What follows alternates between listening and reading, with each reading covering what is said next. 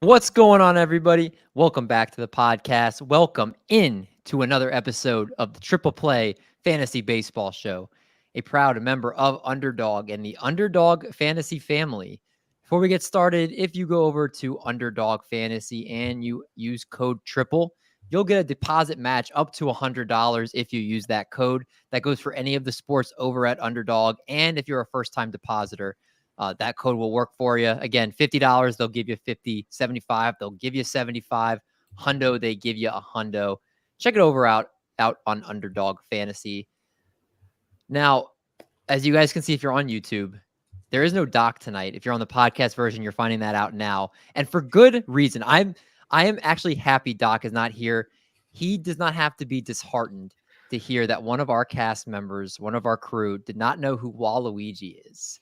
I'm glad I'm saving him that pain because Marty Party, I was genuinely blown away. He's an iconic Mario character. You have no idea who he is. Iconic. I wouldn't even put him in the top 10. Ooh, this is a good debate. I don't know if I can come out with 9 more, but I don't know if I would be able to put him in the top Mario. 10. But I will say this, Doc listens to every show, so he's now finding this, and hopefully he wasn't driving and ran off the road. There he is. There he is. Doc, he does not know who Waluigi is. It's absolutely wild. This is wild. I was flabbergasted to say the least. Even Art knows who he is. Yeah, and I'm old. But yeah, it was an interesting way to start the show. Obviously glad to have these two back. They were Art's been out the last couple weeks. Marty was out last week with no power, but it looks like you are thriving now. Power and all, Marty. Full throttle over here. Charlie's Angels too. We got all the power, baby. We got our buddy Forrest in the chat. Is Doc on drugs today? Doc is not with us tonight, but he will be in the YouTube comments, I think. So we'll try to carry the load for when Doc is not here. We got Uncle Ted Talks in the chat tonight. Our good Uncle Ted. Dane Dunning having 11 strikeouts in his last outing right in Marty Party's face. I need to talk to you about that tonight because that's Dane Dunning is Uncle Ted's guy. And that's fine. I know I'm right, and we will all wait like the Martin Perez's of the world, the Bryce Elders of the world. Everyone, it will have the day is coming, and I will wait patiently. I'm Team Uncle Ted Talks with Dane Dunning here. He's done enough to show me. But let's go ahead and get things started as we always do. Let's go to the TPF rundown and talk about our WOW players of the week. Kicking things off with Randal Grichuk, who is traded over to the Los Angeles Angels from the Colorado Rockies. His last 7 games, a 364, 417, 636 triple slash with 1 home run and 6 strikeouts over that time. With the Colorado Rockies, he did hit over 300, have 8 home runs, 27 RBIs on the season, and also kicked in 8 stolen bases. The problem is he's going to a park where definitely not nearly as good park factors there. And we got a question, is that worth having him even rostered? I mean, he's going to get now everyday playing time with Taylor Ward hurt. And I'm curious what your guys' thoughts are with Randal Grichuk. Grichuk is a must roster in a 15-team league, 10 and 12. Pick him up, ride the hot hand. He's batting 7th. Today, he's even batting 5th versus Seattle. So we'll see where that's at. 9 homers on the year, 28 RBI, even has just 2 stolen bases. I know he was going to do well this week because the person I'm playing in one of my leagues head-to-head picked him up. So obviously he was going to do extremely well. So ride the hot hand, 15-team leagues. If he's out there, you got to scoop him up. He's playing every day. Is he in your 10-team league? That's what I'm talking about. He was scooped up this week. Oh, in your 10-team league. The 10-teamer, dude. Yeah. Wow. If he's in Marty's 10-team league, if he's picked up, it's definitely someone you got to roster. It's true. This is a world-renowned league at this point. Uncle Ted says Cutter Crawford over Jared Durant. I was very close to putting Jared Durant or Cutter Crawford in this rundown. I will be talking about him for sure. We'll definitely get to him later, Uncle Ted, because we got some good thoughts with Cutter Crawford next week. And Forrest says the Red Sox outsmarting the Blue Jays here, but their pitching is so bad. Houck Diaz does need to come back, hopefully at some point. Houck's my guy. Art, this next player has a special place in my heart. Picked him up in a couple leagues, and I feel like he does not get any love. So please give all the love to our guy, Mike Tauchman. of your Chicago Cubs, over his last 7 games, he's got an over 500 batting average and a nearly 1,000 slugging percentage. 2 home runs, 9 RBIs over that time. He gives you a steal. The big thing with Tauchman is he sits versus lefties. He actually sat 3 straight games because they faced 3 straight left-handed pitchers, but he normally does lead off against righties. And even after the acquisition of Candelario, that was still the case here. I think Mike Tauchman needs to be talked about, if you get my drift. I agree with you. I do think the platooning. He's the only Cubs. The Cubs platoon him and Patrick Wisdom. Usually they take him out, put Wisdom in against lefties. But Tauchman's been fantastic. He's hitting 278 with a 373 on base percentage and a 433 slugging. You know, he's not a big power threat. It's only 6 home runs on the season. But that 433 slugging shows you that he's not just like a punch and Judy slap hitter. He's actually getting some extra base hits and converting those into the counting categories. Right now, he has 80 runs plus RBIs in his first 59 games. Of course, 11 in the last 2 because Cincinnati has forgotten how to pitch. And, you know, to our benefit, the Cubs benefit for sure. But even if you just lop off the 11 in the last 2, he had 69 in his first 57 games, a very nice 69. And that paces out to close to 200 runs plus RBIs per 162. That's not a pace I would expect him to keep up, but it is what he has done so far. And, you know, he's hot. The Cubs offense is hot. I don't know. They've been so inconsistent all season, but Wrigley plays different in the summer, so maybe he can keep it up this whole season. I like him. I picked him up on a team where I really needed offense, and he's been so hot. You know, I just got the benefit of these Cincinnati starts, and he's out there leading off again tonight. Yeah, he's been great. And he also had that game-saving catch for you guys, too. Not to mention how great his defense is. And we talked about him the last time I was on multiple weeks ago as Marty's Party. So we are talking about the Tauchman. Marty gets the drift. I got you. Yeah. I'm going to really quick touch on Carlos Santana, who I included in the rundown just because he was traded from the Pirates to the Brewers, and his rostership did spike up initially because of that. But he's not somebody I'm touching with a 10-foot pole at this rate. His last 7 games, 143, 250, 571 triple slash, only 1 homer over that time. But get this, just 2 for 19 with a 105 batting average that it correlates to, with 1 homer since joining the Brewers. That actually is even worse. The Brewers have 14 runs tonight, and Carlos Santana is 1 for 5 with a single. Mitch Keller's pitching, right, Marty? Brutal for 8 earned runs. My Glar team. Yeah, I know. Yeah, it's I'm still 10th overall, but I'm barely hanging on. And Mitch. Carlos Santana should not be hanging on your rosters anymore. He actually was batting 180 going into tonight over his last 25 games. So Carlos Santana, if you have him, I think even in 15-team leagues, I would consider cutting him at this point because he's been absolutely dreadful. And what is he giving you an advantage in a 15-team league at this point? Even if it's the Roto League, there's just nothing there for me. For him, points leagues, Roto Leagues, anything, I'm okay cutting bait with Carlos Santana. This next player, though, I don't like to normally include a player multiple weeks or 2 times in 3 weeks because we usually talk about them and then try to move on to other players that people can learn more about. But I had to bring him back up tonight because he actually started instead of just becoming a bulk reliever, and that's Nick Pivetta.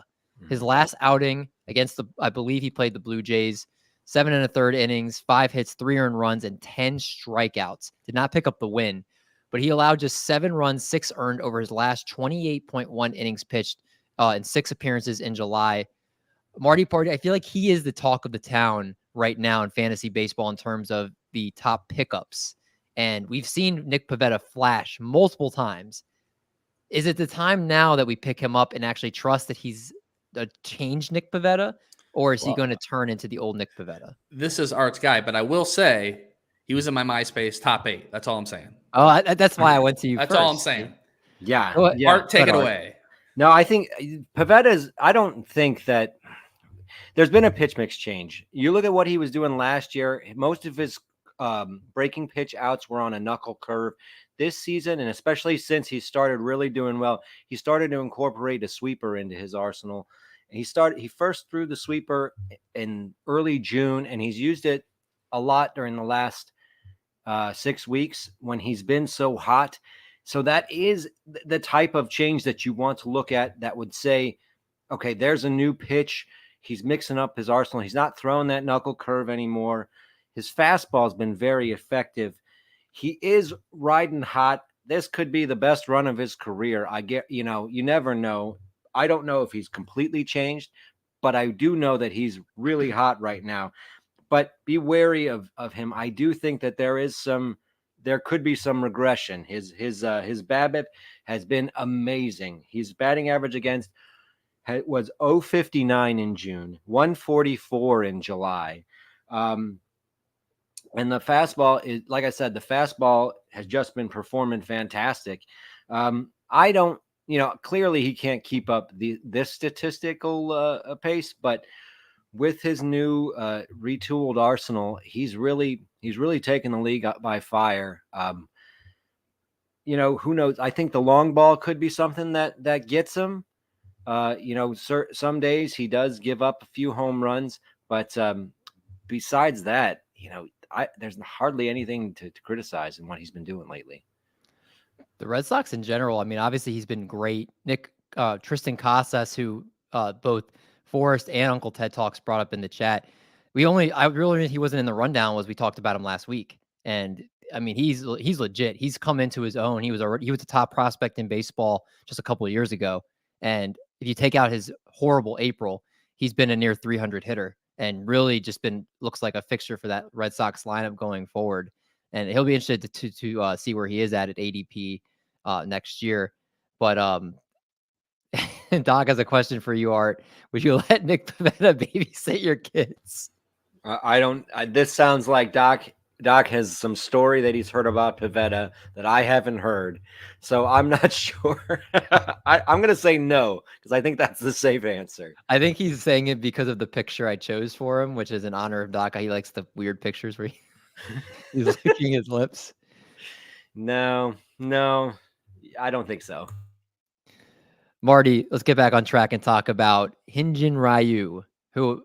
Oh, yeah, that's right. This man's still in baseball, coming off of his first start after Tommy John surgery, and 5 innings, 9 hits, 4 earned runs, 1 walk, 3 strikeouts in his first start against the Orioles, 80 pitches while throwing 54 strikes, but he only had 8 swinging strikes in his debut. So overall not super impressive. Obviously, it's great to see him back out there. If he is a free agent in a 15-team league, is he somebody you would try to pick up? Yeah, you got to pick him up. He's got 2 starts next week as well. I'll go into how I feel about them. I'm not very optimistic for next week, but what I liked, 80 pitches right out of the gate. I really enjoyed seeing that. His velocity, where it's always been, some topping out at 91, hovering at 89. That's exactly where he was last time out. The command was what was pretty rough. So I think there's going to be some. I think that comes down to conditioning. Because he is known for a really good command, keeping the ball down, mixing in and out, but he was all over the place. So we'll see. I'm not going to be starting him for another week, but I would pick him up in a 15-team league for sure.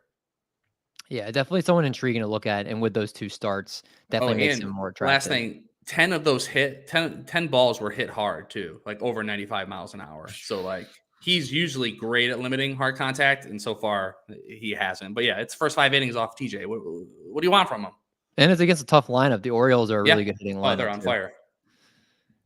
The last player we'll talk about, a reliever who we mix in sometimes on this show, Brooks Raley, who's taken over the Mets closing gig. His last outing, he did below the save, 0.1 innings, 3 hits, 2 earned runs, has 19 holds and 3 saves on the season. But the key thing was he had pitched the 9th inning for the Mets in 3 straight outings and just pitched the 10th inning in extras in their most recent game. If you are specking on saves, he is kind of the guy I think they're looking at in the bullpen. Obviously, David Robertson was traded, and I believe Ottavino is a free agent after the season's over. So I think they want to see what they have in Brooks Raley here. Obviously, you would expect Diaz to be the guy next year, but Brooks Raley, you never know if they trade Diaz with them rebuilding, or if, again, you never just, at least for the rest of this season, Brooks Raley seems to be the guy. Obviously, you can also look at Gregory Santos for the Chicago White Sox, who has stepped into a closing role there. We always need safes at this point in the season, so those are two guys to look at there. Let's talk about our most added players from this past week, courtesy of CBS. And up at the top, Nick Pivetta added in 23% of leagues, followed by his teammate Tristan Casas, Adbert Alzolay, the closer in Chicago, who's been dynamite, Brooks Raley, Cutter Crawford, Gregory Santos, Lars Nootbaar. And this hurts to me personally. In our home league, I've had Lars Nootbaar rostered the entire season, drafted him, rostered him, and then finally cut him about 3 weeks ago because he had been having another rough stretch. I said, I don't need Jordan Walker and him in my lineup. I was like, I'm out on Lars Nootbaar the rest of the year. And then he goes on to completely turn it on and look like how he's been all season. The absolute worst drops are the ones that turn it on once you drop them. It's brutal. And Lars Nootbaar has definitely been doing that right now. Chas McCormick rounding out the ad list. Most dropped, Tyler Wells demoted to AA, dropped in 27% of leagues. Alex Kirilloff, Taylor Ward out for the rest of the season. Logan Allen, AJ Puck, Brendan Donovan out for the season. Taj Bradley and Tommy Henry. And last but not least, before I turn it over to Art, game schedule for next week. We have 5 games for the Diamondbacks, the Mariners, and the St. Louis Cardinals. Everybody else plays 6 or 7 games next week. All right, LC, it is bring out your dead time, which means it's graphic, and it means it's time for people to air out their pain. Bring out your dead. Bring out your dead. Thanks, everyone, for writing in and answering my tweet, for telling me the people who are causing you pain. We got a new sponsor this week for Bring Out Your Dead. We got a new sponsor this week. Actually, first time seeing this ad copy. Bring Out Your Dead, brought to you by Sports Shots. I love Sports Shots.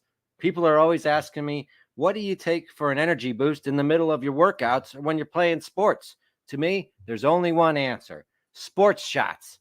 It's just like it sounds. It's a shot of all the good things your body needs when it is starting to drag. My favorite flavor is Berry Blast because it not only tastes great, but it gives me energy and focus for about an hour. Use code TRIPLE to get Sports Shots, available everywhere once FDA approves it. Sports Shots. Okay, thanks, everybody. All right, we're going on to the people that are recommended. People recommended for Bring Out Your Dead. Bring Out Your Dead. First one, this is one that I had no idea how bad it had gotten until it was brought up by Dave Mendelson. Joe Ryan is murdering fantasy baseball teams. And yeah, he really is. That beginning to the season where he was amazing, since June 27th, 32 innings pitched. He has 52 strikeouts to 10 walks, which is amazing, but 17 home runs in that time and an 8.63 ERA. David, oh man, you must be hurting. I'm in a must-win matchup this week in our tight home league, and I'm playing the number 1 seed, and he gave me -14 yesterday. It's brutal. And he's been doing this for a month. It's the home runs, 17 of them in 32. Home runs per 9. That's 4.8 home runs per 9. Unreal. I have not seen a number like that in 32 innings pitched for anybody, really. Like they don't give him 32 innings if they're given that many home runs. The only thing that's keeping him out there is because he's pitched so well. The 52 Ks, gotta love it. Only 1 win to 4 losses in that time. Killing David's team. And also, I see people complaining about Joe Ryan all the time after that because he'd been so good all season. It wasn't like Lucas Giolito or like Lance Lynn or Alek Manoah where you were benching him. Who's been benching Joe Ryan? Everybody's been starting him every week, and he's been killing you because of that. Yeah, and he just went on the 15-day IL with a left groin strain. So you get a little bit of relief from him. Yeah. Do we believe that? Or do you think he's been so bad they want him to just reset? It's It could be two things. It could be that maybe his groin's been bothering him. Maybe that's why he's been struggling, or he just sucks right now, and they got to give him a break. So I don't know. We need to get him on the fantasy baseball beat. Get the beat writer on here. Ask him, whoever exactly. Get a Twins beat writer. Hit up Denard's band. Come on. Yeah, I'll see what I can do. That'd be good. We got him on speed dial. Let's do it. Next up on Bring Out Your Dead, Doc talking about Dylan Cease. He says, "Cease to exist, Dylan Cease." Well, I got news for you, Doc. Your little wordplay there gave me a great idea. I'm going to make your life a lot better. There's a band called Band of Horses, and their first album is called Cease to Begin. You reminded me of it. It's fantastic. Check out the song named for the great Detlef Schrempf, the original Dirk Nowitzki. No one gives them a credit now. Check out Detlef Schrempf by Band of Horses on their album Cease to Begin. Doc, your life will be improved. Stop thinking about how bad Dylan Cease has been. Dig into some Cease to Begin by Band of Horses. But let's dig into how bad he's been, because that's what we do here. We look at the bad stuff and we provide catharsis here. We provide people with this. BABIP 2023 is 329. Boom, that stinks. 2022 was a 260. And this is a pattern you'll see. In 2021, it was 309. It's almost like he's CC Locks and the Three Bears. He's got 2023. This one's too hot. 2022. This one's too cold. 2021, just right. Left on base percentage. He's CC Locks and the Three Bears again. 2023, 69% left on base. Bad. 82% left on base. Really good. 74% in 21. CC Locks and the Three Bears his last 3 seasons. He can't seem to focus on getting it somewhere in the middle or somewhere consistent. But we all kind of saw this sort of volatility in him. He's going to have his hot stretches. He's going to have his cold stretches. He's at a nearly 5 ERA right now. But you're getting the Ks. He's not at, the Ks are great. The Sox aren't that great. So you're not getting a lot of wins. But yeah, I mean, I hear you, Doc. Check out Band of Horses, Cease to Begin. Forget about Dylan Cease. There we go. Joey Arachi, I'm going to tell you, this is a new one for me, and I really like it. Joey Arachi at Drop the Leash JC, talking about Wilmer Flores and Ha-Seong Kim, who are saving his season. 2 guys that weren't even on his opening day roster. Sometimes I think maybe for our Bring Out Your Dead, we should talk about the people who we picked up that helped us heal, helped us heal. It's a good place for us here. And Ha-Seong Kim and Wilmer Flores have helped Joe. And I'll tell you, these are great things. Ha-Seong Kim, 15 home runs and 22 stolen bases on the season already. Woo! 284 batting average. Rest of season projections would put him at 20-29 on the season with a 284 batting average. Currently the 49th best player on the Razzball Player Rater.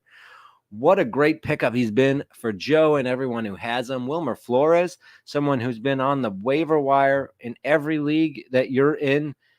Missed 2 weeks in June, but other than that, a 305, 360, 545 triple slash with 14 home runs.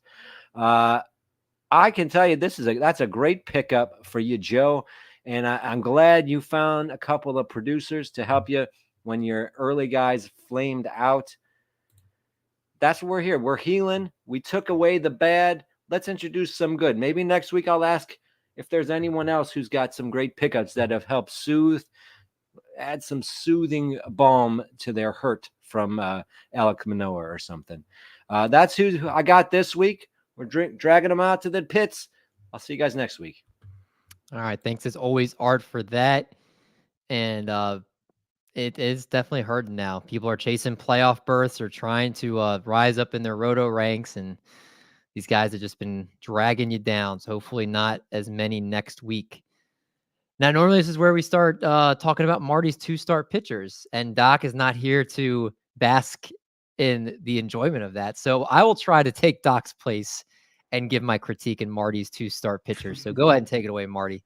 All right. 2-start pitchers coming up here for August 7th through the 13th. We are in August, guys. How does it feel?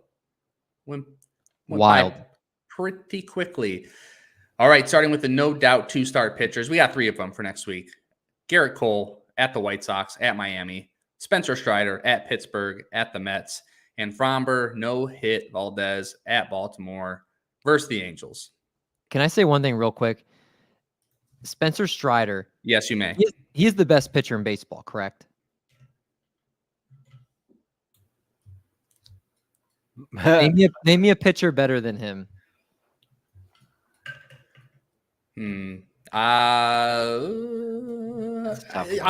Garrett Cole. I would take Spencer Strider now. Now, are we talking fantasy? We're talking about 1-game playoff. I'm talking about in any situation that you want. No matter what, I don't know. You know what? I'm not going to dive into anyone because I haven't really thought about it, to be honest with you. So the only realistic contenders you could say is Corbin Burns and Garrett Cole, correct? Sandy's taken a huge step back this year. I mean, Gallen. I mean, Cease was the AL Cy Young runner-up last year. I mean, Spencer Strider just broke his record that he set last year for fewest innings to get 200 strikeouts. He 123 innings to get 200 strikeouts. That's nuts.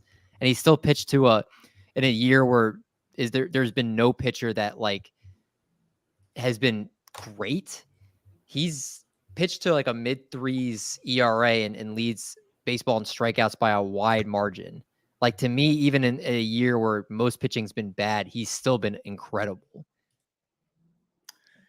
I have thought about it. I have looked at my ranks. Garrett Cole 1, Spencer Strider 2.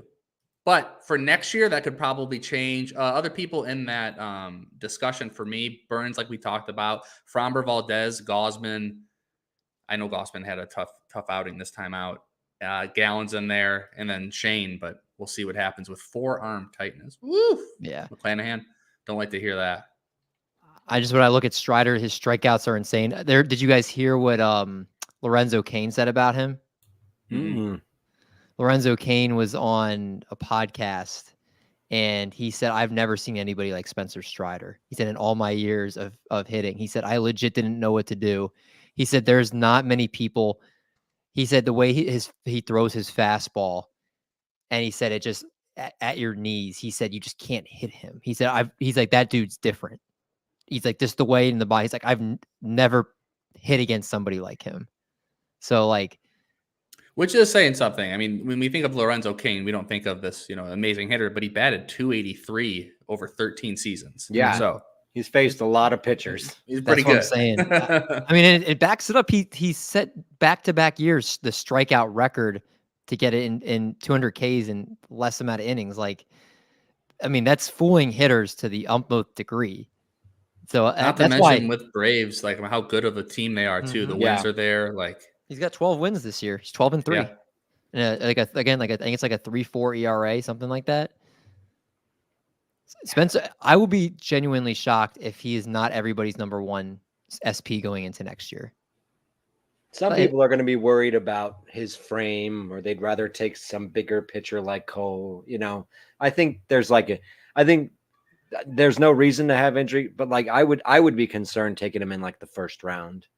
I don't think any pitchers go in the first round next year. You're probably right. But I think he'll be the first one taken in the second. Yeah, probably. Yeah, that'd be nice going like Freddie Freeman, Spencer Strider to start your draft next year. Everybody's gonna want to pick at the turn, because to like get that kind of matchup. The hitting's too good to where I think pitching is going to be pushed down, especially with how bad high-end pitching's been this year. But to me, again, I think you're going against the grain. Again, I'm sure people will have Garrett Cole or Corbin Burns, but I think the consensus will be Strider will be number one. And has Corbin Burns earned enough back to be considered the third best pitcher in fantasy baseball? I think as he finishes the year with how he's been his last few outings, I think pretty much his last month or so has been pretty good. Yeah, it's been incredible. Yeah, so if he finishes the year like that, I will definitely keep him as a top 3. I think it will be an easy top 3, and then it'll shift a tier down after that. I loved redoing my rankings after a full year. That's just good family fun. Oh yeah, you're just like, why did I have him there? Way too low on him. Yep. But yeah, go ahead, Marty. I think Spencer Strider deserves more love as the number one SP, and I feel like people still Are don't people take- not giving him love? Like, like everyone. I put it as a tweet out like a week ago, and someone was Sure. like, "Corbin Burns would like a word," and I was like, "With what?" Corbin Burns is not touching Spencer Strider right now. He's probably the type of player that looks at 2-3 years and goes off that, not just. But yeah, I know, I hear you. I don't understand. Strider's definitely better than Burns. Strider had 4 straight double-digit K outings before he had 9 his last outing. He's incredible. Incredible. And speaking of not as incredible, but still should start pitchers for next week, Joe Musgrove at Seattle at the Diamondbacks. Zach Eflin still absolutely killing it versus St. Louis, versus the Guardians. Dylan ceased to exist. He's still existing with me versus the Yankees, who have been awful, and same thing with Milwaukee. Eduardo Rodriguez, he'll do anything to stay here in Detroit. Shout out to him. Versus Minnesota at Boston. Sonny Gray at Detroit at Philly. I'm on the fence with Sonny Gray as a should start, but both of those teams just can't hit. I mean, I don't know if you guys have been paying attention to the Phillies lately, but it's been pretty brutal. And then here it is, Cutter Crawford, shot all the way up to a should start pitcher. Not only has he been really, really good, just went 5 innings of no runs, but versus KC, versus Detroit, it does not get better than that. So those are the should start pitchers for next week. Slide into some risky business. So these are guys that if you're like in a 15 or deeper league, you're probably going to have to start these guys no matter what. 10, 12 team, you can make that decision. And some of them, you may want to start them for one start in the week, but not the other one. So starting with Kodai Senga versus the Cubs versus the Braves. Alex Cobb versus the Angels versus Texas. Lance Lynn, still shout out to him, at San Diego versus Colorado. Tanner Bybee versus the Blue Jays at Tampa Bay.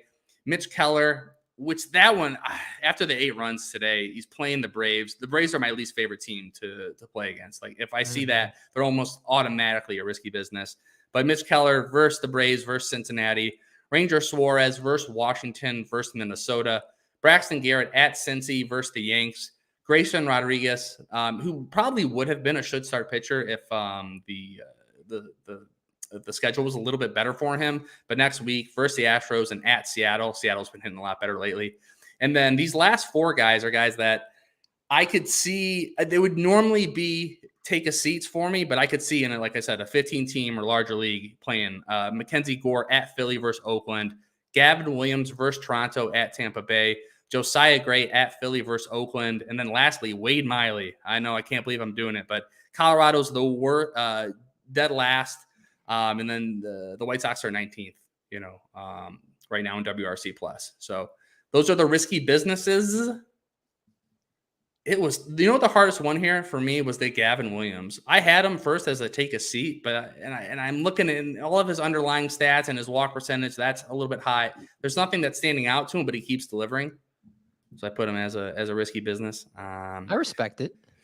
It was tough. It was one of the things. I think Cutter Crawford in the should starts is the bold thing here. Hey, I know. A month ago, there's no chance, but I mean, it's also, but this is because it's Detroit and Kansas City. I mean, it really almost doesn't get better than that. Yeah. And then lastly, the take a seats. Drew Smiley at Mets at Blue Jays. Matt Manning versus Minnesota at Boston. Ryu, yes, I'm not starting him next week at Cleveland versus the Cubs. I'm just going to wait one more week with him to see how he looks. Brandon Williamson versus Miami at Pittsburgh. Yanni Chirinos at Pittsburgh at the New York Mets. Kyle Freeland at Milwaukee at the Dodgers. Peter Lambert at Milwaukee at the Dodgers. Ken Waldenchuk versus Texas at Washington. Osvaldo Bido versus the Braves versus Cincinnati. And then last, Alex Marsh at Boston versus the Cardinals. Those are my take a seats for next week. Can't disagree with those there. I ain't starting any of those guys if I have them. So make sure you guys, obviously, as Marty says every week, it could be totally different tomorrow because teams shuffle their lineups all the time. So don't. Sunday night, Monday morning, do your due diligence. It's not the gospel just because Marty says it as much as you want it to be. I'd say 80% of them are correct. All right. Let's, before we get to Marty's party, I do want to ask you guys here. So we're 3/4 of the way through the season, roughly like 75, 80%. Not that much. How much 60. are we Like 60. Is it For like a standard roto league, yeah, we're about 60. Some people do playoffs. No, yes, maybe 2/3. It's probably more like 2/3. Yeah. okay? So we're Yeah. 2/3 of the way through the season. Yeah. How are your teams doing so far in general? Art, you want to go first? Yeah, I'll go first. I've found that my pitching across the board has been pretty decent on most of my teams. There's only a few teams where my offense is really strong, and that's one of them is the Triple Players Ball team, where my offense is really solid, but I have no pitching, and I'm floundering in like 7th place. But there's a few teams like I'm in first place. And competing in a couple in a couple of the leagues, but there's most of mine. The rest of them middle of the pack. Thankfully, none of mine are like last place teams right now. But you're not like overly excited about any of your teams right now. They're all just kind of keeping pace. I have a first place team that's has a shot at the overall in the on the wire listener league. So that would be I'm hoping to climb that. I'm about 10th in that right now, but that's going to be a tough climb. But I have a good chance at that, I think. I had an idea before we go to Marty for the Triple Players Ball next year. What about if you guys think if we only do dingers? What do you mean? Where you only draft people, you only keep track of home runs, and you draft for home runs. I could see us doing a separate league for that. I think that would be fun. Because there's no other fantasy league out that like in the industry where it's a dingers only league where you literally just draft for home runs. Sure, I don't hate it. That'd be fun. That'd be a fun league. Well, yeah, it's like there's pitching only leagues. Exactly. Yeah. Yeah, Fantrax, throw some cash at us. We'll do it on your website. Good fun, Marty. Yeah. A dingers only. I might put a poll out there if you want the Triple Players Ball to be a, or we could always get into do a separate league. I think it'd be cool to have the separate Triple Players Ball that be its own thing with the dingers, because there's so many other people that have the same exact thing. They just name it their own podcast version, but ours would be a strictly unique thing. And and more people would probably want. I mean, we have 4 leagues this year. Yeah, 4 or 5. Yeah, 4. I feel like you could even more if you make it that unique. Maybe. I think if we do, I think a separate league would be cool. Yeah, I don't want to. I want to keep the format we've had for 2 years with the trophy. I want to keep that going. I think that's fun. The 50 draft and hold. I don't want to change that up until I get my trophy back. Then we'll end it. Okay, yeah, it's over. Speaking of the Triple Players Ball, I'm going to talk about my teams. Go Currently, ahead. Overall, number one overall really? in the Triple Players Ball. Yes. Let me pull this up real quick. So doing great there. And Arizona, the first pitch, Arizona, 15-team draft, currently sitting 10th. Great pitching. My hitting is atrocious. Tyler O'Neill, Eugenio Suarez, Julio Rodriguez over Acuna. I mean, if you could, I drafted O'Neill Cruz. You know, it was a tough day at the office. TGFBI 150th overall, 5th in my league, and then Glarf, I'm in my league 3rd, and overall 10th in 10th in Glarf. So I'm very happy about that. Or like overall, what's that called? Art, like the whole thing of the Earth leagues. The Earth leagues, yeah. Yeah, so I'm 10th overall in the Earth League, which is pretty sick. So I'm happy about that. And then I know you guys I know you're wondering, and yes, I currently am sitting atop number 1 in my 10-team league. So there it is. 4.5 games up, even though I'm playing second place and they're beating me, but not enough to take over. So I just need a couple more if I bat 500 against this team, I'm staying in first. So yeah, I got a couple first. I got a 3rd place, 10th overall in the Earth. So things are going well. Definitely a lot better than last year. Bro, look at you, Marty. First place in the Triple Players Ball. I'm looking at it now. No, yeah. It's a 2. You're fighting you have a nice lead over 3rd place. 2nd place is right on your tail, though. Oh, I know. It's been at one point I had like a 60-point lead. but he's chipped away at it. It's Richard Beck or Ryan Beck. Ryan Beck. Yeah. Who I don't follow. I looked him up on Twitter. I was about to message him. So, because I can't see his team. I don't know what his team. I click on his Ryan team. Beck, if you're listening, make sure you send Marty your Twitter handle. Yeah, let me get an email. Let me get something. But yeah, I want to see what his team is so I can watch it and root against it. Erickson last place, or out of the four of us, Erickson last place, just like usual. We do have the official Rick Ross in the comments. So when Rick Ross comes in here, I always like to show him respect. Seth Lugo, Jamison Tyone, or he hit Seth Lugo twice, which I think emphasizes it's Seth Lugo for me. Just like he says, Seth Lugo twice, rest of season, yes. Yeah, I mean, Tyone's pitching better, and I do think there's a possibility that Lugo, is he going to come out of the pen at some point? Like, are they going to keep him? I am going to correct it because after that he put Tariq Skubal, so I think that's what he meant. Oh, Scooby Snacks. I would take Scooby over both of them. I'd go Skubal, Lugo, Tyone. I think I might have Tyon over Lugo. I'd go Lugo, Skubal, Tyone. And I don't have a problem with Tyone over Lugo either, because I feel like you don't have to worry if the starts are going to be there. Mm-hmm. And I think with all of the question marks in this world, it's nice to have a good old Jameson Tyone to take off your bench to put him in there. I feel like you guys are disrespecting Seth Lugo. Have you seen his numbers this year? No, he's been really good. I'm strictly talking about him having the ability to be their fifth pitcher, if not pushed out to their sixth pitcher. That's the only thing. If it's, I first said Lugo because he's been I like his skills better. I think he's overall a better pitcher, but I don't have to question his role. Right? I have to question his role. That's it. I mean, Skubal's coming back from an injury though, so you never know with them out of contention how long they'll let him go. That's true. They'll let him go as much as possible because they have to see the innings at this point. Like he just has to pitch. You don't think they'll shut him down at any point, like after he's pitched maybe 50 innings and there's a few weeks left in the season and they're out of it and they're just like, you know what, we're not going to risk our chances with you next year. We're going to shut you down. The Tigers could do that. There has not been any plan to do so yet. I don't think we helped Rick Ross because we all had different answers. So pick whoever you trust most. Rick Ross, if you listen to the show, if you like Marty Party's advice the best, go with Skubal. If you like Cheesecake's advice the best, go with Tyone. If you like mine, go with Seth Lugo. Let me get some gift cards to those Pizza Hut Taco Bells down south. He owes about 1 billion of them. That's right. Let me get Let's do it. Really? Rick Ross? Yeah. Mm-hmm. Wow. I'm living under a rock then. Gotta get hip to that. Marty Party, take us to your party this week and who's invited? All right.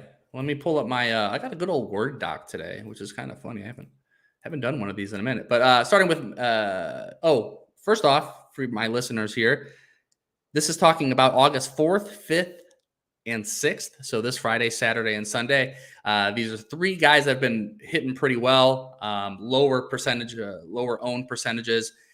I would roster any of these if you feel like you have the opportunity to drop somebody and especially if this fills a position of need for you.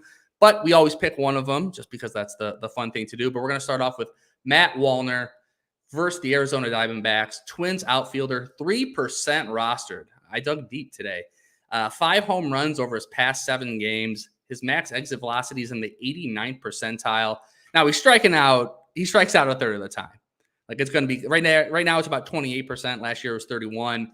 He's an all or nothing kind of guy here. But he's playing almost every single day for your Twins here, David. Do you have any thoughts on Mr. Wallner? I don't know if you've been keeping up on your Minnesota Twins. I mean, 5 homers in the past 7 games. You got to take a look at him, right? Well, we actually talked about him last week, Doc and I. And he's a Joey Gallo clone. He either hits a homer, he walks, or he strikes out. He had like an over 30% strikeout rate in the minors. Yep. So it depends if you're in like a roto league. If you really need power, I definitely think he's worth a pickup. Points leagues, I'm staying really away from him because he'll have like -8 over a course of 3 games before he hits a 2 homer game like that.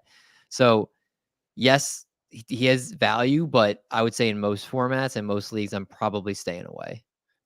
3% rostered. Would you consider that in Yahoo? Does that sound about right to you? I might say maybe he should be closer to like 10 to 15. Give him 10. Come on, Yeah, guys. give him Pick him 10. up a little bit. Yeah, All right, number those 2, are- Alejandro Kirk at the Boston Red Sox. Kirk is back. He was one of the guys I thought was going to be easily a top 5 catcher coming into this year, and was terribly wrong. Luckily, everyone drafted him before I did, so I don't have him anywhere. But yeah, Blue Jays catcher, 41% rostered on Yahoo.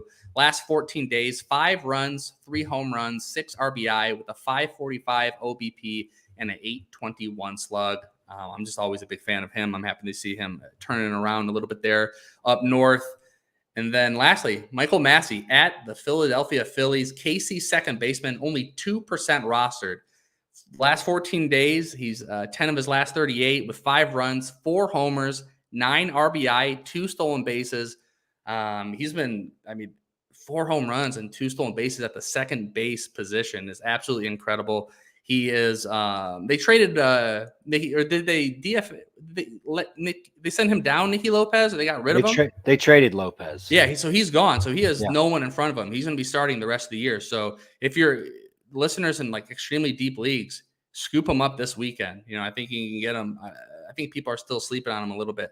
So let me bring it back up here. So, yeah, the 3 guys here for this weekend, Matt Wallner versus the Diamondbacks, Alejandro Kirk at the Boston Red Sox, and Michael Massey at the Philadelphia Phillies. I'm just going to go ahead. I'm going to pick one. I'm not even asking you guys. You guys take a seat. I'm going to make the decision here. I'm making it.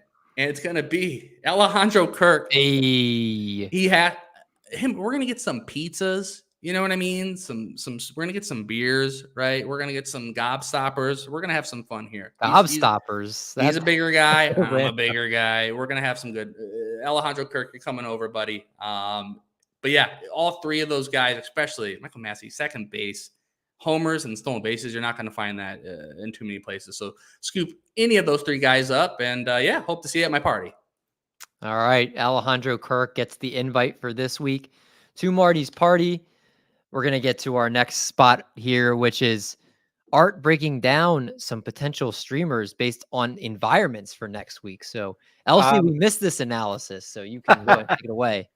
Actually, I was ready for. I prepared us for the trades. Oh, let's do even better. The curveball. You know what? I looked at the last slides, and for some reason, I didn't even see that was Bring Out Your Dead. And I just thought because they were at the bottom, I was like, "Oh, this is the last." You missed Art and I pre-game or pre-show meeting where we talked about you and your family, and we made this decision. Sounds about right. Yeah. So let's talk about some trades that have happened. We obviously Doc and I touched on some of the initial ones that happened during the last show, but obviously a lot has happened since then. Let's talk about the Justin Verlander one first. Justin Verlander going back to Houston for Drew Gilbert and Ryan Clifford. We actually just talked about Drew Gilbert and Ryan Clifford on the call-up, which if you guys are listening to this now, it will be out on YouTube tomorrow morning and in your podcast feed Saturday morning. So if you want to hear about those guys, you can hear there. But the Justin Verlander side of things, what do we think is as far as what JV are we getting for the rest of the season here? I think with Verlander, this season has been tough to gauge. He started off injured, came in and has been up and down. I do think being Houston, going back to a place he's very comfortable, is a really good thing for him. I think he's definitely, you're not going to get rid of Verlander, but the inconsistency he has shown throughout this season has been tough to handle. However, I think being back in Houston, I think it's going to be good for him. It's going to help him. It's a place he's very comfortable. Mm-hmm. He spent a few years there. He comes in, he's actually not pitching that bad. He only has a 3.15 ERA, but his Ks are down again. His walks are up from way up from where they were last year. So, I don't think we can consider him a lead anymore, but I think we can see a little bit more of a return to form with a good team that's competing rather than the Mets, who were a S show from day one this season. So I like it for Verlander, and if you're owning him, this is a good move for him. But he's not elite Verlander anymore in my view. What do you guys think? I think he has the ability to get close to that. And the reason being, watching Verlander in 2000, I think it was 14 or 15, one of those years where he was still on the Tigers, but a very bad Tiger team, a team where no one was motivated. And I think there's a lot of those kind of feelings with the Mets where like things weren't going well, kind of a toxic environment. And at Verlander's age, to put it all out there every single day, it takes a lot. And one bad throw could be the end of your career. So I feel like this was the best case scenario. You go back to a winning team with a strong organization. Everyone loves Dusty all the way down. There's no questioning who anyone's roles. His xERA 3.29. Art nailed it though. The K percentage down to 21, and his walk percentage last year was 4.4. Now it's at 8.0. So we're worried about command here. If there are no strikeouts, there is a downgrade in the ballpark. There's no better place to pitch than Citi Field. It's absolutely incredible for all pitchers. But I think hit that extra gusto, that thing that made Justin Verlander a Hall of Fame pitcher, I feel like he's going to dive more into that tank. And I think he'll be strong the rest of the season here. All right, then let's talk about Aaron Savale, who got traded to the Tampa Bay Rays. Of course, Aaron Savale, we are an Aaron Savale Pro podcast here, friend of the pod. He goes to Tampa Bay. They get back Kyle Manzardo, who, again, I'll plug one more time. Any of the prospects in any of the trade deadline deals, all of them were talked about, or for the most part, most of them were in the call-up this week. So Kyle Manzardo to the Guardians, Savale to the Rays. I think this is a huge boom for Savale, for a team that needs pitching. Obviously just lost Jay McClanahan for who knows how long. And Taj Bradley had been looking rough. Chirinos has obviously been rough all season. They've lost so many arms there. Savale's going to get run. And the Rays have a sense of working magic on pitchers. So I think Savale is a huge arrow up guy. What do you guys think? Absolutely. Yeah, the biggest positive is him going to the Rays. They seem to always get the most out of their pitchers. Savale's K percentage 19.0 this year. Last year was 24.1. So hopefully the Rays can tweak his pitch selection and do something because his BABIP's been low and he's gotten lucky with runners on base. So Savale, all of the numbers point to him not being as good as he's been, but luckily for him, he's going to the Rays. So I think it's kind of equal. But overall, it's an upgrade for Savale. Love it for Savale. And yes, Christopher Sanchez is a stud. Definitely was. We talked about him in past shows. He's been a real good for the Philadelphia Phillies. Before we move on, Rick Ross has another question for us. Are we going to give up on Alek Manoah for fantasy this season? His progress is encouraging, but him turning it around this late seems implausible, even though Sandy is. Manoah didn't look great in his last outing. It's really been just the Tigers outing that I was impressed with, to be honest with you guys. And all the underlying numbers said that he got super lucky. I would stay away from him the rest of the year. There's no part of me that's picking him up. Rick Ross. Sucks. I love the guy. I almost bought the jersey. I wanted the blue jersey. I was thinking about putting it behind me, but Rick Ross, leave him on the waiver wire. Don't touch him. I also wondered, isn't he the one who hit Taylor Ward? Yes. I also wonder the psychological effect of something like that. Like what happened with Daniel Bard after he hit Altuve in the World Baseball Classic. Manoah there might be a psychological, lingering psychological effect of cracking someone in the face. If I'm not mistaken, Alek Manoah led baseball with hit by pitches last season too. So this has always been a problem for him. So he's got no command. Don't touch Alek Manoah this year. Rick Ross, just do that for us. Leave him on the waiver wire. Not worth the trouble at this point. The next player we'll talk about being traded, Heimer Candelario, the Candy Man, going from the Washington Nationals to your Chicago Cubs, LC, and being a big boost for that lineup for a team we thought was going to be sellers at the trade deadline going into the year, is very much buying and contending. Heimer Candelario spent a lot of his time in Detroit, and ever since he got out of Detroit, it's only been a year since he's been out, it feels like it's been a lot longer, but he was with the Nationals and now obviously with the Cubs. I think that he's a better bat than we thought he was because Detroit's the hardest hitting ballpark in baseball. And I think what we're seeing now is more of what the Candyman can be outside of Comerica Park. I think you're right. And I'm going to say this. I don't think he is as good as Nick Castellanos, but Castellanos getting out of Detroit unlocked unlocked some of his power, some more power. And when Castellanos came to Chicago midseason in 2019 from Detroit, he had a great second half, earned him a huge contract with Cincinnati. I think Candelario, I'm not sure it's that much of a stretch to say that Candelario and Castellanos had the ballpark in Detroit had similar effects on them. I don't think Candy has the same power in overall power as Castellanos, but he's got the batting average. He's a really good hitter, and he really deepens that Cubs lineup, which could use another bat. He's been playing first and third with them, and that sort of versatility is also very useful. As I said, we bring in Wisdom sometimes against lefties, and Candy's going to be playing every day. So it's a good pickup. It's not like a knocked out of the park. They knocked it out of the park, but I think it's super solid for the Cubs to get them a little bit deeper offense. And they're hot right now. Candy's been hot with them. So I'm enjoying it. I don't think we gave up that much. You guys did you guys touch on that one in the call up? I forgot the piece that was in the trade with who did you guys give up? Oh God, I can't remember. I'm not. I'm like 95% sure that we didn't touch on the. Yeah, I don't think it was a big prospect. Yeah, I think you guys. Yeah, I don't think it was anybody major. I will say this about Candy. For a baseball standpoint, good job, Cubs. That's what you needed to do. You know, if you're actually pretending that you're trying, it's like a good pretend. Like, no, we did something kind of piece. So I appreciate that. But for fantasy purposes, I don't know who would be buying, but I would sell him. He's hitting 8th, 9th, at best case scenario, 7th in that lineup.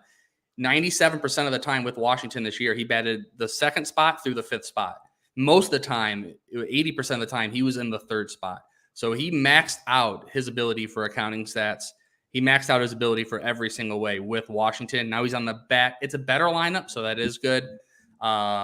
If the wind's blowing out for Wrigley, I like that for him too, because he's not a big hitter, and he's returning back to Chicago, who initially the Cubs who initially drafted him.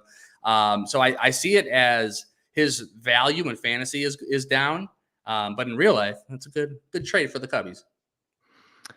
Let's really quick then touch on a couple pitchers. Max Scherzer to the Texas Rangers and Jack Flaherty to the Baltimore Orioles. Both of them made their debuts today, and obviously Scherzer to the Rangers. I want to touch on that in a second. Jack Flaherty had an amazing outing for the Orioles today. I think he was like 7 innings, 1 earned run. I'm going to double check for sure. I believe it was 7 innings, 1 earned run, and 8 strikeouts. At Toronto, 6 innings, got the win, 8 Ks, 1 run, 1.00 whip, and got the quality start as well. So I thought it was 7. It was 6. This is the first thing that popped in my head, and maybe I'm overthinking it. I'm pretty sure he's had problems with the Cardinals organization, and they've disagreed with his rehab on several occasions, and then they've questioned his love for the game because of his inability to follow directions. Do you think any of you guys think he dogged it on purpose this year, knowing that they would just trade him as opposed to? I mean, he comes out his first outing against Toronto and throws that after how he's been all season. Yeah, I mean, his last 6-7 starts, he made it at least 6 innings, except for one of them. 6-7 strikeouts each time, giving up 4 runs. So he got 15 batters out in a row today. I mean, this isn't the Jack Flaherty. This is like a rookie Jack Flaherty. I'm just saying. It's wild. That's not him. No, I don't trust him. I don't believe in him. If he pulled that, that's pretty crazy. That's pretty bold to suck on purpose. I think it's just a new Park Who Dis kind of thing, new team. Do you think that the Orioles did enough with the position they're in and the fact that they really needed pitching? They went and Flaherty. They could have. I don't know. Cease was the guy they wanted. Apparently, the White Sox wanted Jackson Holiday for Dylan Cease. Oh my God. But what? But I'm sure they could have gotten something bigger. Like maybe they could have gotten Scherzer. The Mets were willing to drop all this money to get prospects back. If Scherzer would have been willing to go, right? I don't know about Baltimore, but I mean, yeah. To your point, are Kyle Gibson, Kyle Bradish, Grayson Rodriguez, Jack Flaherty. Yeah, Rodriguez has pitched decently well, and Bradish has been pretty decent. Bradish has been good. Dean Kramer's still starting though. John Means is supposed to come back very soon. Grayson's looked really good. I think everything I read had said that they were very hesitant to part with any of their big name prospects, like any of them. Cowser and obviously Jackson Holiday, and I mean goes all the way down like Heston Kjerstad. Like they didn't want to part with any of those guys. So I think that's why they settled on Jack Flaherty, because they had the prospect ammo to get anybody they wanted. Yeah, and they sat on their hands for the most part. And they're a team that worries about budget. So that's always going to be a part of the makeup, is investing in the farm system. That's a good point. Well, I do want to highlight this really quick because this just made my night. Rick Ross said, "Going to be totally honest, I've been nomadically searching fantasy baseball on YouTube Live for months, but I think I'm ready to settle down, and this is my actual baseball podcast." That is dope. Rick Ross, we appreciate you, brother. Every week we're here live answering any questions you have, and no more popping in asking random questions about Ryan Mountcastle. We're probably sitting the whole live now. Big boss, Rick Ross, you're the man. Your check is in the mail. Yeah. Let's. Can we use one of your songs as our opening? That's what I want to know. Yeah. Can we get the rights to that? Yeah. Ryan Mountcastle went 4 for 4 today. He went 2 for 2 yesterday with a few walks. 3 for 4 the day before. 2 for 3 the day before that. Ooh, he's back, baby. Yeah, always have hitting for days. And we got Toby in the chat too. After just watching some practice film, Toby is low key one of the best baseball heads out there. Even though he practice does talk film. about, what's he? I think I think he coaches. I think he's doing some coach. That would be the only way it would make sense. Yeah, I'm pretty sure he does coaching right now. Let's touch on Max Scherzer real quick. I saw he'd given up 3 earned runs, and it was the 3rd inning. I believe he finished giving up 3 earned. I haven't looked through all the box scores today yet. Yeah, but, he gave up. I think he gave up 3 in the 1st, and then he settled down. He got the quality start, got the win. Kind of a lateral move for you guys. I don't think it's a huge arrow up for me. Yeah. I think wins go up, and then the Citi Field is a great place to pitch, especially for him putting so many balls over the heart of the plate, because the home runs are really creeping up for him. So that's kind of scary. And he's getting older, and the fatigue's. I think fatigue's going to get him. And I have Scherzer in a few different teams, but yeah, I guess equal, if not a little slightly down. 6 innings, 7 hits, 3 earned runs, 2 walks, 9 strikeouts. ERA sitting at 4.04. Very meh, but yeah, I would say kind of a lateral move. Better wins, like you said, as well. But we'll see what happens. It's not a great ballpark. Ross said, "I'm not responsible for what lawyers do or do not do." It's fair. Very funny. I think that's what Rick Ross would say. Yeah. We are over the hour mark. So if there is one more trade you guys each want to bring up to our listeners before we get out of here, I know there's a few other big moves. Marty, starting with you, is there one more you want to talk about? I wish Eduardo Rodriguez would have been traded to the Dodgers. That's my trade that I wish would have happened. That would have been loyal cool. To your Cubs, man, or to your Tigers. I'm happy for him. I'm happy for his family and all that, that fun stuff. But I wanted him gone for anything. LC, what about you? I was tracking. I I'm tracking the Texas Rangers trading for Austin Hedges. I don't think that means good things for Jonah Heim. I think if that's a good point. I think if you're holding Jonah Heim, you might be ready to drop him this weekend. But I do think it's good for Endy Rodriguez. So the trade's opening up space for Endy. But if you can pick up Mitch Garver, pick him up. He's going to get baby. He's going to get a lot of run in Texas. I'm worried that Jonah Heim might be out for a while. Mitch Garver is, before Jonah Heim took over, Mitch Garver is one of the best hitting catchers in baseball, in my opinion. So he could be a league-winning pickup for you if you need help from your catcher position. He's going to give you a ton of power, and he's somebody that's really slept on. So Mitch Garver, if he's out there, former Minnesota Twin, if you couldn't that's tell. right. Shout out, baby. He's been hot. He's been hot lately. Yeah, he's been good. So pick him up. Amazing catcher 2 target in those 2 catcher leagues. Who probably a free agent in almost any of those leagues. So Mitch Garver is definitely a must pick up there. But that will wrap us up for tonight. Andres Munoz, I know we were going to talk about him. Really a big winner being in Seattle. He's signed to a new contract, I believe, last year. So I do believe he will be their closer. And Paul Sewell goes to the Diamondbacks, so he's going to be their closer there. So both of them now are going to be getting all the saves at this point, is what I would expect. Mm-hmm. And Mark Canha got moved. Not really moving the needle there. The Marlins got Josh Bell. Yeah. And Jake Berger. Jake Berger's nice there. Although if you look at his home road splits, very different. Yes. Yeah. So hopefully he can hit well at home in Florida, and it doesn't just have to be in Chicago. Did you see that they're doing like a $5 burger night for him? Are they really? That's fantastic. Yeah. I like it. I like it. All right. Well, if you guys are enjoying the podcast, make sure if you're on YouTube, you guys like and subscribe to the YouTube channel and leave a comment below for the algorithm. Obviously, we go live here every single week. So if you click that notification bell, you'll go live every single Thursday night when we do go live. Bring your questions and just come in and just have some fun with us. If you guys are on the podcast version, we appreciate you there as well. 5-star ratings and reviews for this show, the Fantasy Baseball Beat, or the Call Up are all greatly appreciated on the Triple Play Fantasy Network. And next week, we should have the whole crew back. So that will all be good too. We'll have all 4 of us for the first time in a month, which is crazy to say because we usually don't go that long without all of us here.